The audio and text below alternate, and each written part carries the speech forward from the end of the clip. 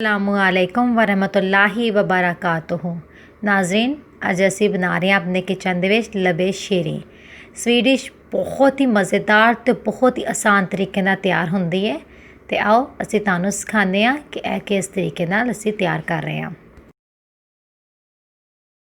ਨਾਜ਼ਰੀਨ, ਸਭ ਤੋਂ ਪਹਿਲੇ ਅਸੀਂ ਸਵਈਆਂ ਲੈ ਲਈਆਂ ਨੇ ਅੱਧਾ ਕੱਪ, ਜਿਨ੍ਹਾਂ ਨੂੰ ਫਲੂਦਾ ਸਵਈਆਂ ਵੀ ਕਿਹਾ ਜਾਂਦਾ ਹੈ।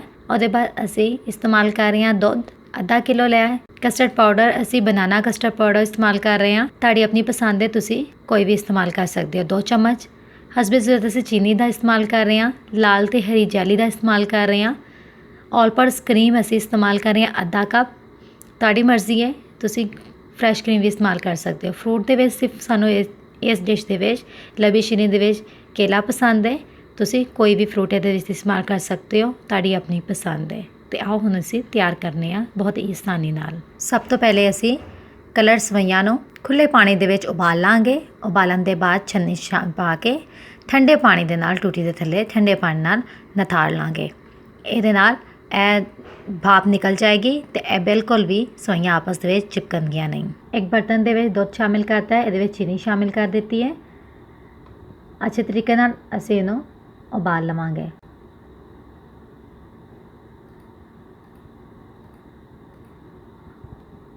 ਬਿਸਮਿल्लाहिर्रहमानिर्रहीम। एक बर्तन ਦੇ ਵਿੱਚ ਕਸਟਰਡ ਪਾਊਡਰ ਸ਼ਾਮਿਲ ਕੀਤਾ ਹੈ। ਥੋੜਾ ਜਿਹਾ ਠੰਡਾ ਦੁੱਧ ਸ਼ਾਮਿਲ ਕਰਾਂਗੇ। ਅੱਛੇ ਤਰੀਕੇ ਨਾਲ ਇਹਨੂੰ ਮਿਕਸ ਕਰ ਲਾਂਗੇ। ਇਹਦੇ ਵਿੱਚ ਕੋਈ ਵੀ ਗੁਠਲੀ ਨਾ ਰਹੇ।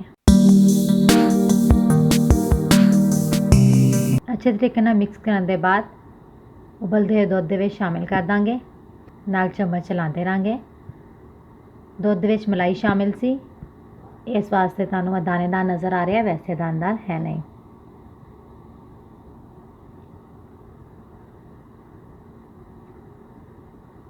ਕਸਟਰਡ ਬਿਲਕੁਲ ਤਿਆਰ ਹੈ। ਇਹਦੇ ਵਿੱਚ ਅਸੀਂ ਸਵਈਆਂ ਸ਼ਾਮਿਲ ਕਰ ਦਾਂਗੇ। ਅੱਛੇ ਤਰੀਕੇ ਨਾਲ ਸਵਈਆਂ ਨੂੰ ਅਸੀਂ ਮਿਕਸ ਕਰ ਦਾਂਗੇ। ਇਹਦੇ ਵਿੱਚ ਕਸਟਰਡ ਸਵਈਆਂ ਬਿਲਕੁਲ ਤਿਆਰ ਨੇ ਸਾਡੀ ਲਬੀ ਸ਼ੇਰੀ ਸਵੀਟ ਵਾਸਤੇ। ਠੰਡਾ ਹੋਣ ਵਾਸਤੇ ਇਹਨੂੰ ਛੋੜ ਦਾਂਗੇ, ਬਿਲਕੁਲ ਠੰਡਾ ਕਰ ਲਾਂਗੇ। ਥੋੜਾ ਜਿਹਾ ਲਿਕਵਿਡ ਹੀ ਸੀ ਛੋੜਨਾ, ਜਿਵੇਂ ਠੰਡਾ ਹੋਏਗਾ ਇਹ ਥੋੜਾ ਜਿਹਾ ਥਿਕ ਹੋ ਜਾਏਗਾ। ਜੇ ਤੱਕ ਸਵਈਆਂ ਠੰਡੀਆਂ ਹੋ ਰਹੀਆਂ ਨੇ, ਨਾਜ਼ਰੀਨ ਅਸੀਂ ਫਰੂਟ ਕੱਟ ਲੈਂਦੇ ਹਾਂ। ਸਾਨੂੰ ਕੇਲਾ ਪਸੰਦ ਹੈ, ਅਸੀਂ ਸਿਰਫ ਕੇਲਾ ਇਸਤੇਮਾਲ ਕਰ ਰਹੇ ਹਾਂ। ਤੁਹਾਨੂੰ ਕੋਈ ਵੀ ਹੋਰ ਫਰੂਟ ਇਸਤੇਮਾਲ ਕਰਨਾ ਹੋਏ ਤੁਸੀਂ ਕਰ ਸਕਦੇ ਹੋ। ਇਸ ਤਰੀਕੇ ਨਾਲ ਅਸੀਂ ਗੁਲਾਈ ਦੇ ਵਿੱਚ ਕੇਲੇ ਨੂੰ ਕੱਟ ਲਾਂਗੇ।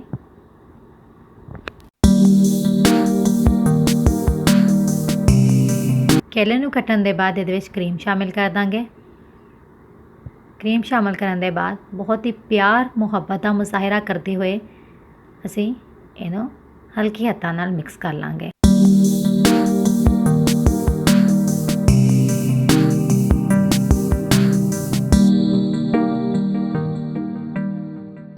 ਨਾਜ਼ਰੀਨ, ਸਵਈਆਂ ਸਾਡੀਆਂ ਬਿਲਕੁਲ ਠੰਡੀਆਂ ਹੋ ਚੁੱਕੀਆਂ ਨੇ। ਕਰੀਮ ਤੇ ਕੇਲਾ ਜਿਹੜਾ ਅਸੀਂ ਮਿਕਸ ਕਰਕੇ ਰੱਖਿਆ ਸੀ ਉਹਦੇ ਵਿੱਚ ਅਸੀਂ ਜੈਲੀ ਸ਼ਾਮਿਲ ਕਰ ਦਾਂਗੇ। ਪਹਿਲੇ ਹਰੇ ਰੰਗ ਦੀ ਸ਼ਾਮਿਲ ਕਰਾਂਗੇ, ਲਾਲ ਰੰਗ ਦੇ ਵਿੱਚ ਸ਼ਾਮਿਲ ਕਰ ਦਾਂਗੇ।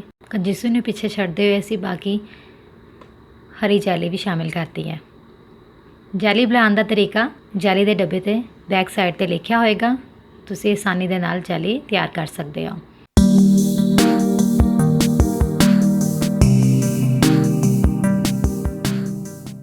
ਸਵਈਆਂ ਸ਼ਾਮਿਲ ਕਰ ਦਾਂਗੇ। ਸਵਈਆਂ ਸ਼ਾਮਿਲ ਕਰਨ ਦੇ ਬਾਅਦ ਇੱਕ ਦਫਾ ਫਿਰ ਪਿਆਰ ਮੁਹੱਬਤ ਦਾ ਮੁਜ਼ਾਹਰਾ ਵਿਖਾਵਾਂਗੇ ਤੇ ਹਲਕੇ ਹੱਥਾਂ ਨਾਲ ਇਹਨਾਂ ਨੂੰ ਮਿਕਸ ਕਰ ਲਾਂਗੇ।